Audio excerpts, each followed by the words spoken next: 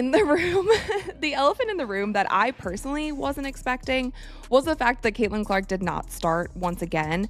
And like I've told you guys in previous uploads, like, it doesn't matter when you're talking about the basketball of it, because Team USA is likely going to dominate. They're likely going to dominate every single game in this qualifying tournament. And so who's starting, who's not starting. Also, if you look at the time at the elephant in the room, that's what she called it. And for good reason, because what's happening with Caitlin Clark and Team USA isn't just confusing anymore, it's starting to look deliberate. 2 games into the FIBA World Cup qualifying tournament, and the biggest star in women's basketball still hasn't earned a starting spot. Not once. Meanwhile, Paige Bueckers got a start. Angel Reese got a start. Kiki Irifin got a start. All younger players making their senior debuts, just like Caitlin, but somehow the player who changed the entire trajectory of women's basketball is coming off the bench. And then Caitlin Clark was a close second to that, so she still ended up playing a lot of minutes. However, I just don't understand it. I don't understand why they haven't started her yet, because there are only 2 players on this Team USA who hasn't started: Caitlin Clark and Rae Burrell. Now, Rae Burrell was added to this team because Sonia Citron and Aaliyah Boston ended up being injured and they weren't able to make it. So she was a late minute addition to the... Here's what makes this particularly strange. By the end of the game against Italy, Caitlin Clark had played the second most minutes on the entire roster, 28 minutes on the floor. Paige Bueckers led with 30. So this isn't about playing time. She's getting her minutes. But there's something symbolic about who starts and who doesn't. It sends a message. And right now, the message being sent to the player with the highest jersey sales in WNBA history, the player who brought 3 million viewers to regular season games, is that she needs to wait her turn, even though her turn already came. Last season, when she averaged 19 points and 9 assists and dragged the Indiana Fever to the playoffs for the first time in 8 years, I think is the best player on this team. She has proven herself, and she's obviously the biggest superstar on this team and the biggest superstar that is currently in this FIBA World Cup qualifying tournament. Like, even when they pan to the crowd, which there's still not many fans in the crowd, and I looked up tickets for this game. Tickets are $200, which is weird, but they're only selling like a select few tickets. So I don't know how you get into these games. I don't know if you have to get tickets at the door, if you just have to show up and then buy tickets there, but they're not really making it that accessible to go to these games. But I digress. Most of the fans that are in the crowd for these games, a lot of them have... Think about this comparison for a second. Victor Wembanyama is in his 3rd year in the NBA, same as Caitlin's 3rd year professionally. If Wembanyama suited up for Team USA or Team France in international competition, would he be coming off the bench? Would he be waiting behind veterans while coaches figure out the rotation? The question answers itself, but here's where it gets even more interesting. Victor Wembanyama didn't revolutionize basketball viewership. He didn't take a sport that averaged 500,000 viewers and suddenly push it to 3 million. Caitlin Clark did that. So the comparison isn't even fair to make, because what Caitlin accomplished transcends what any male rookie has done for their league in decades. Victor Wembanyama, because he's also in his 3rd year in the NBA. He's playing for Team France, and he's clearly, or say he's playing for Team USA, even in that regard. Say he's playing for Team USA. Wemby would be starting. Victor Wembanyama would be starting. He wouldn't be coming off of the bench because he's that great of a player. But Caitlin, it's almost like, sorry, I'm rambling here, but it's almost like you can't even make that comparison, because Victor Wembanyama didn't change the game of basketball the way that Caitlin Clark changed the women's game of basketball. So I just don't understand it. I'm not going to make a huge stink about it. I'm not going to act like there's some conspiracy. Now let's talk about what actually happened on the court against Italy, because the basketball itself reveals something important. Team USA dominated 93-59. Complete blowout, as expected. But watch the style of play. There's something old school about it. Something that feels stuck in 2015 rather than 2025. The final stat line shows 23 three-point attempts for the entire game, 23. In a game where they scored 93 points, that means the offense was built on mid-range jumpers and long twos. The exact shots that modern basketball has proven are the least efficient options on the floor. I really don't think that they run it enough.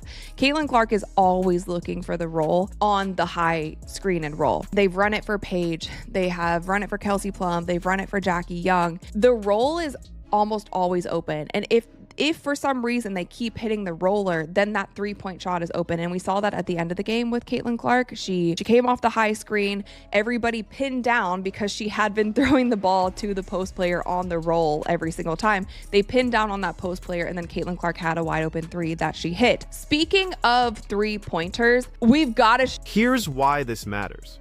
Both Puerto Rico and Italy ran zone defenses against Team USA. Zone defense has one fundamental weakness that every basketball coach learns on day one.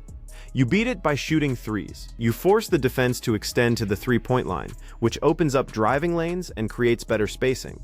But instead of attacking that weakness, Team USA kept settling for contested mid-range shots, elbow jumpers, baseline fadeaways, the kind of shots that look good on highlight reels but don't maximize offensive efficiency. And this isn't just about one game. This is about the direction of women's basketball as a whole. 93 points and only having shot 23s. We've got to shoot more 3-pointers. I'm so sorry. And I was screaming about that during the live stream. There are so many mid-range shots and long twos. I personally don't like that. And maybe I've been watching too much NBA lately, but the game is evolving and women's basketball has to evolve along with it. Women's basketball has to become quicker. Women's basketball, because it plays to our strengths as well. We play a more skill-based game than the men. We do not. The women's game has a spacing problem. It always has. Because women's basketball is less athletic than men's basketball, the floor gets crowded more easily. Players end up in each other's way, the offense becomes clunky and predictable. The only solution is to spread the floor with 3-point shooting. Force defenses to guard the entire court, not just the paint and mid-range areas. The NBA figured this out 10 years ago. The 3-point revolution transformed men's basketball into a faster, more exciting product. Women's basketball needs that same evolution, but it can't happen if coaches keep designing offenses around contested twos instead of open threes. In this game against Team Italy, and then in the game before this against Puerto Rico, they were running a zone defense against Team USA. Now, with a zone defense, the quickest way to get another team out of a zone defense is by hitting 3-pointers. That's the zone buster, is making threes. So the fact that the players are settling for mid-range long twos, I'm gonna pull my hair out. And I don't care if I'm the only person who is commentating the game in this way and breaking down the game in this way. We need to shoot more threes. If it's Team USA, if it's in the WNBA, they need to start running offenses so that we can get more 3-point looks, because the floor needs to be... Now here's where Caitlin Clark fits into all of this. When she finally entered the game against Italy, something changed immediately. The pace picked up.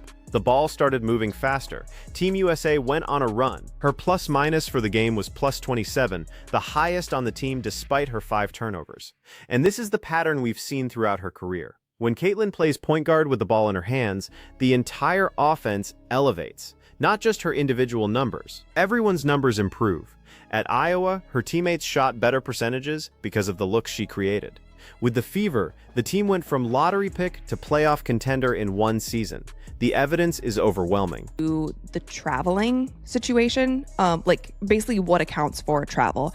And a lot of American players, you see this in the men's game too, when they go to the Olympics, a lot of American players, when they catch the ball, they swing through and their first step is their quickest step. So they swing through and then, dribble, attack the basket, or take a side step, whatever. The FIBA rules are slightly different. So you actually have to put the ball down before you take off with that foot. And that caused a couple players for Team USA to travel today. I saw Paige, it happened to her once, and that fits. But there was one lineup in the Italy game that made absolutely no sense. Jackie Young on the floor, Chelsea Gray on the floor, Caitlin Clark on the floor, possibly Kelsey Plum as well. That's 3, maybe 4 point guards playing simultaneously. And in that lineup, they had Caitlin playing off the ball, not running the offense, not pushing the pace, just spotting up in the corner like a role player. It's the same experiment the Fever tried last season when Kelsey Mitchell was healthy, taking the ball out of Caitlin's hands to see if she could be effective as a shooting guard. The experiment failed then, it's failing now. Because Caitlin Clark is a point guard, that's her position. That's where she makes everyone better.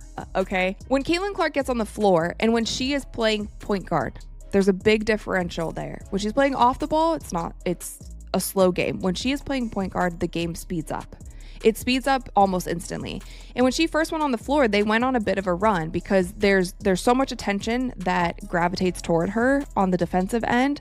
You have to look out for her. You have to be aware of where she is on the court. And at the same time, she always wants to push the ball.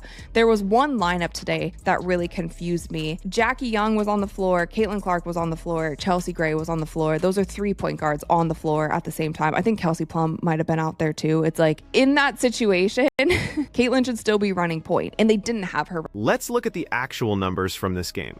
Caitlin finished with 12 points, 5 assists, and 5 turnovers.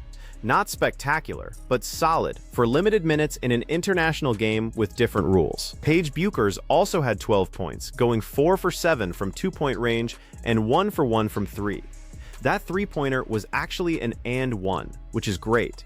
But here's the thing about Paige's game. She's an elite mid-range shooter, always has been, but in the modern game, that mid-range shot needs to expand to the 3-point line.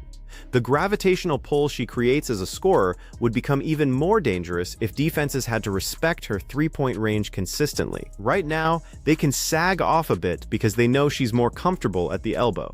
Of playing Caitlin Clark off the ball for this reason. Caitlin Clark makes everyone better when she is playing point guard, when she has the ball in her hands, when she is able to set up the offense, when she is able to push the ball. She makes everyone better. Her assist numbers go up exponentially. It's not just about, I want Caitlin Clark to play point guard because she individually plays better at point guard. Yes, she individually plays better as point guard, but she also makes everyone else better when she is playing point guard. The game goes a lot faster. And so I don't want to see that experiment go on for much longer. And we saw that a lot last year. There's also a FIBA rules issue that's causing problems for American players. The traveling violation is called differently in international basketball. In the NBA and WNBA, you can catch the ball and take that quick first step before your dribble. It's called a gather step. But in FIBA, you have to put the ball on the floor before you take off with that foot. It's a subtle difference, but it's causing several traveling calls that wouldn't happen in domestic leagues. Paige got called for it once in this game. It's part of her game, that explosive first step off the catch. These are the adjustments American players have to make in international competition. Not a huge deal in qualifying games, but it could matter in the actual World Cup. On the live streams, I won't be able to go live for the game tomorrow against New Zealand. However, I do hypothesize that that is going to be a major blowout. So enjoy that game. I don't know what it's going to look like. Team USA is probably going to run away with it, but the game against Spain should also be a bit more competitive. But yeah, that's pretty much it, you guys. If you like these style of videos where I just kind of recap what happened in the game, then please give it a thumbs up. Also, let me know in the comments if you want to see more videos like this. And thumbs up this video if you enjoyed it. Click that little subscribe button because we upload new videos every single week. And with that, you guys, here's what this all comes down to. Team USA is going to win this qualifying tournament easily. They're too talented, too deep, too well coached for these opponents. The game against New Zealand will probably be another blowout. Spain might be competitive for a half, but the real questions aren't about winning. They're about preparation. They're about building chemistry. They're about figuring out rotations and offensive systems before the actual World Cup begins. And right now, some of the decisions being made don't align with maximizing this team's potential. Caitlin Clark should be starting. Not because of her celebrity or her popularity, but because she's the best point guard on the roster, and she makes everyone around her better. The offense should be built around three-point shooting, not mid-range jumpers, because that's how you beat zone defenses and create efficient spacing. And the experimentation with playing Caitlin off the ball needs to end, because every time they try it, the offense stalls and the pace slows down. These aren't controversial opinions. They're observations based on what's actually happening on the court. The stats support them. The eye test supports them. The history of Caitlin's career supports them. When she plays point guard with the green light to push pace and create for others, teams win. When she's relegated to spot-up shooter duty, the offense becomes predictable, and the team's ceiling drops. Now, there's an argument that coaches are trying different combinations to see what works in different situations. That's fair. Qualifying tournaments are the time to experiment, but at some point, the experimentation needs to give way to optimization. You need to identify your best lineups and your most effective offensive schemes, and if the goal is to win the World Cup, not just qualify for it, then the decisions need to reflect that ambition. The crowd at these games tells you everything you need to know about who's driving interest. Iowa jerseys everywhere. Fever jerseys everywhere.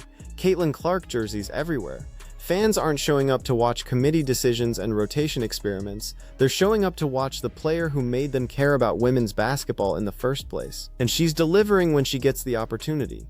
Plus 27 in a game where she didn't start and played off the ball for stretches. Imagine what those numbers look like when she's running the offense from tip-off. The next game is against New Zealand, then Spain. Then the tournament wraps up and Team USA moves on to World Cup preparation. The clock is ticking on figuring out this roster. The chemistry needs to develop. The offensive identity needs to crystallize. And the player who should be at the center of all of it is currently coming off the bench behind players who haven't accomplished a fraction of what she has. So here's the question for you. Is there a legitimate basketball reason for Caitlin Clark not to start? Or is something else going on here? Because I've watched both games. I've looked at the stats. I've seen the impact she has when she's on the floor. And I can't find a single basketball reason that makes sense. Maybe you can. Let me know in the comments what you think is really happening, because this situation is only getting more confusing the longer it continues. And if you want more breakdowns like this, hit that subscribe button. We're covering every Team USA game and every major WNBA storyline as they develop. I'll see you in the next one.